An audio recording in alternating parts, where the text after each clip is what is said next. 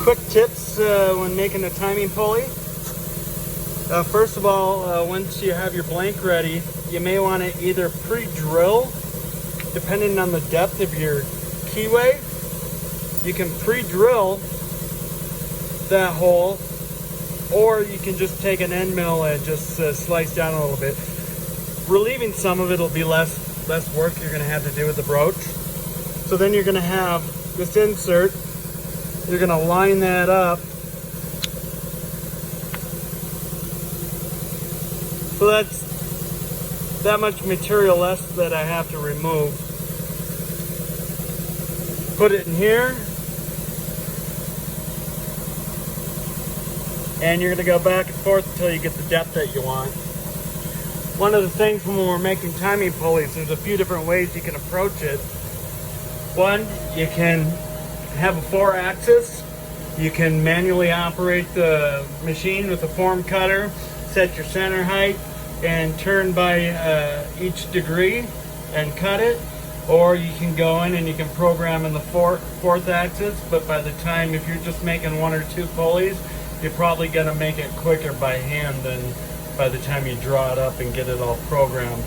And that's all going to depend on how much G-code experience you have. And so you got some options. The other thing is a lot of guys will use dividing heads. I don't have a dividing head here at the shop. So this is one option. And I used this only for prototyping.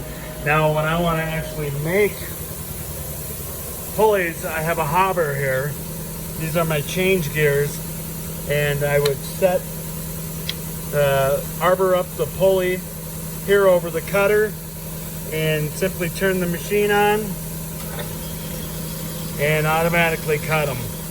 And this is what we do when we're doing quantities of parts after we've done the R&D. Rather than set this up for 1, 2, 3 gears for a project, we would go ahead, make these by hand individually for a few of them, and then go to production with them on these after we've developed whatever kit or project that we're doing. So that's just a few tips. Later on I'll have some videos on the hobber and how it works and how we make timing pulleys.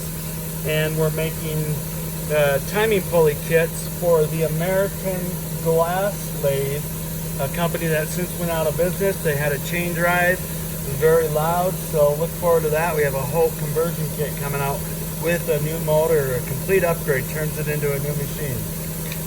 Stay tuned for more videos. Thank you.